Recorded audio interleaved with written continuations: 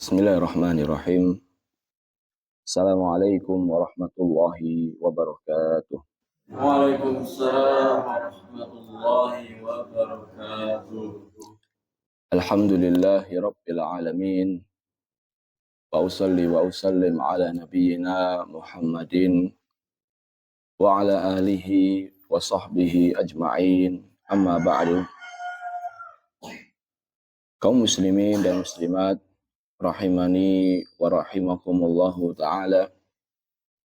Pada kesempatan pagi yang berbahagia ini, alhamdulillah dengan nikmat dan karunia dari Allah Ta'ala, kita bisa kembali membaca hadis-hadis Nabi Sallallahu Alaihi Wasallam yang dikumpulkan oleh Al-Imam Abdul Ghani Al-Maqdisi rahimahullahu Ta'ala di dalam kitab beliau Umdatul Ahkam. Kita akan memasuki hadis berikutnya, yaitu hadis yang membahas bolehnya perbedaan niat antara imam dan makmum. Bolehnya perbedaan niat antara imam dan makmum. An Jabir bin Abdullah radhiyallahu taala anhuma. Dari Jabir bin Abdullah, semoga Allah taala meridhai keduanya. Anna Mu'ad bin Jabal radhiyallahu taala anhu. Bahwasannya Mu'ad bin Jabal, semoga Allah taala meridhoinya, kana yusalli ma'a Rasulillah sallallahu alaihi wasallam isya'al akhirah. Bahwasannya Mu'ad bin Jabal, kata Jabir bin Abdullah, beliau ikut salat Isya bersama Rasulullah sallallahu alaihi wasallam. Jadi Mu'ad bin Jabal ikut salat Isya bersama Rasulullah sallallahu alaihi wasallam. Tsumma yarji'u ila qaumihi. Kemudian Mu'ad bin Jabal setelah sholat Isya bersama Nabi, dia pulang menuju kaumnya, yaitu kaum Bani Salimah. Menuju kaumnya di Bani Salimah, fayusolli bihim tilkas sholah. Kemudian di kaumnya Bani Salimah, Mu'ad bin Jabal kembali melaksanakan sholat, dan Mu'ad bin Jabal di saat itu menjadi imam. Hadis riwayat Bukhari dan Muslim. Jadi inti hadis ini jamaah menceritakan bahwasannya Mu'ad bin Jabal sholat isya'nya berapa kali? 2 kali. Yang pertama bersama Nabi Shallallahu Alaihi Wasallam sebagai makmum, dan beliau di saat itu sholat isya yang wajib. Sholat isya yang wajib. Kemudian yang kedua adalah ketika pulang ke kaumnya, yaitu Bani Salimah, dan di saat itu Mu'ad bin Jabal sebagai imam, dan sholat yang dilaksanakan adalah sholat sunnah. Jadi sholat isya'nya dianggap sholat apa? Sunnah. Dan di saat itu beliau sebagai imam. Kaum muslimin dan muslimat rahimani wa rahimakumullahu ta'ala. Pembahasan kita terkait hadis ini ada 3 poin. Yang pertama adalah sedikit tentang Jabir bin Abdullah yang meriwayatkan hadis ini. Jabir bin Abdullah ini jamaah adalah sahabat Nabi Shallallahu Alaihi Wasallam yang Jabirnya itu Muslim, Abdullahnya juga Muslim. Makanya kita katakan radhiyallahu anhuma. Semoga Allah Ta'ala meridhoi keduanya. Siapa keduanya? Jabir plus bapaknya. Karena dua-duanya termasuk sahabat Nabi yang mendapatkan hidayah untuk masuk ke dalam agama Islam. Jabir bin Abdullah ini jamaah sahabat Nabi yang terkenal dengan semangatnya dalam belajar ilmu agama. Sehingga Jabir bin Abdullah termasuk 7 sahabat yang banyak meriwayatkan hadis. Jadi dari banyaknya sahabat Nabi, 7 yang paling banyak meriwayatkan hadis, diantaranya adalah Jabir bin Abdullah. Yang paling banyak meriwayatkan, menyampaikan, mengajarkan hadis-hadis Nabi Shallallahu Alaihi Wasallam adalah Jabir bin Abdullah. Kenapa demikian? Karena Jabir bin Abdullah jamaah memang ketika Nabi SAW masih hidup, semangat sekali belajar ilmu agama. Belajar hadis Nabi SAW semangat luar biasa. Bahkan setelah Nabi SAW meninggal dunia, Jabir bin Abdullah juga semangat. Disebutkan jamaah Jabir bin Abdullah ketika di kota Madinah, beliau mendengar ada hadis Nabi Shallallahu Alaihi Wasallam tentang kisos, yang dimana hadis ini Jabir bin Abdullah ingin mendengar langsung dari sahabat Nabi yang mendengar dari Nabi Shallallahu Alaihi Wasallam. Dan ternyata sahabat Nabi yang mendengar dari Nabi Shallallahu Alaihi Wasallam secara langsung, yaitu Abdullah ibn Unais, itu ada di kota Syam, ada di negara Syam. Sedangkan Jabir tadi di mana? Di Madinah. Madinah ke Syam itu jamaah lebih dari 1000 km. Jadi kurang lebih dari Surabaya sampai Jakarta. Di Surabaya sampai Jakarta. Jabir bin Abdullah di Madinah, sedangkan Abdullah bin Unais yang mendengar hadis langsung dari Nabi Shallallahu Alaihi Wasallam berada di Syam. Syam itu sekarang Suriah, Palestina, Yordania, Lebanon. Itu kalau dari kota Madinah jamaah itu lebih dari 1000 km. Jabir bin Abdullah jamaah ketika karena semangatnya beliau dalam belajar ilmu agama, ketika mendengar bahwasanya yang mendengar hadis ini adalah Abdullah bin Unais dan dia ada di Syam, langsung Jabir ini beli onta. Setelah beli onta, dia melakukan perjalanan dari Madinah ke Syam selama 1 bulan. Bukan cuma sehari 2 hari, tapi berapa? 1 bulan. Kemudian naiknya bukan pesawat, tapi onta. Perjalanannya di daerah padang pasir, panas. Bukan seperti kita yang daerahnya adem, enak. Zaman dulu jamaah padang pasir hanya untuk mendengarkan berapa hadis? 1 hadis. Pertama perjuangannya.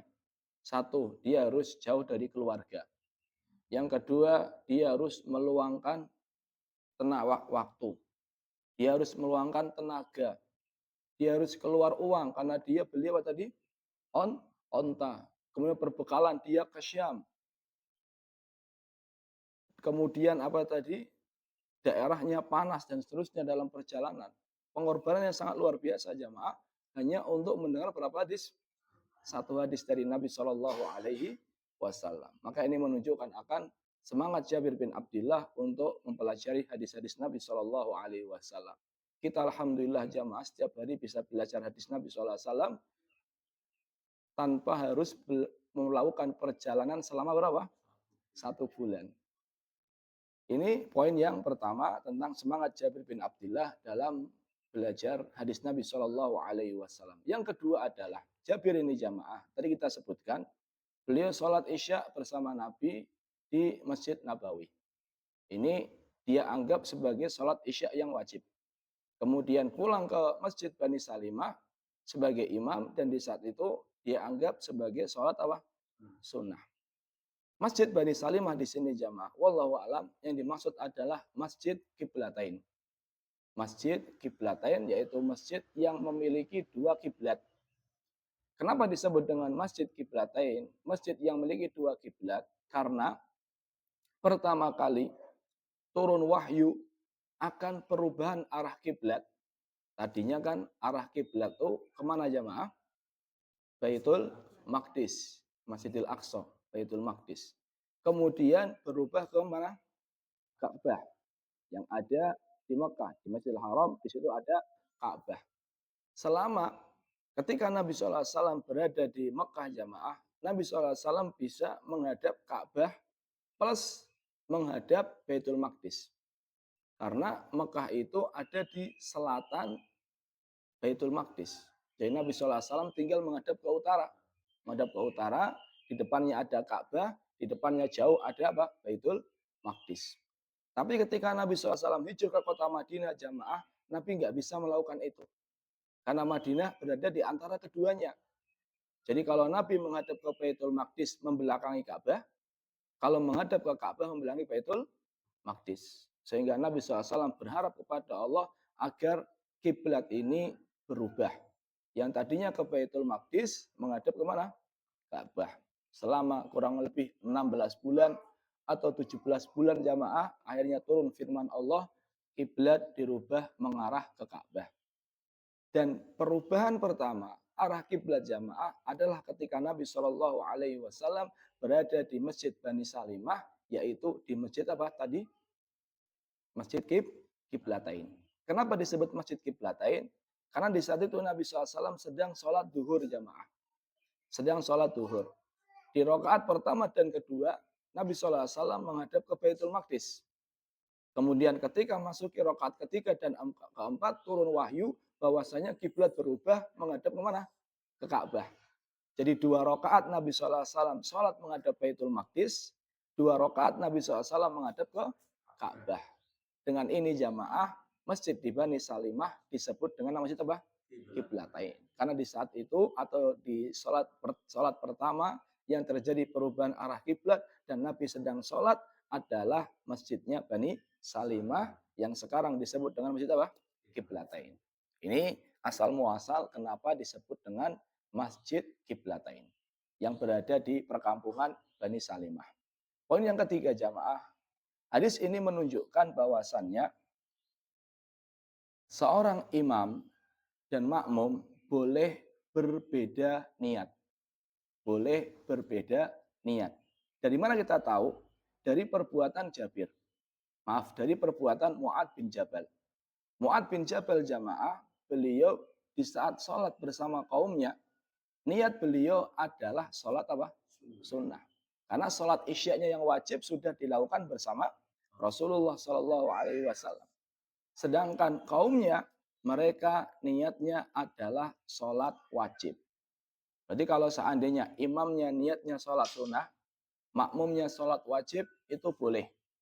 Sebaliknya, kalau seandainya imamnya sholat wajib, makmumnya sholat sunnah, itu juga boleh. Jadi perbedaan seperti itu dibolehkan jamaah.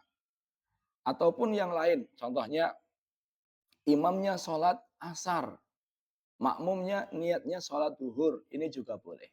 Contohnya, ada seseorang yang dia dalam safarnya belum sholat duhur.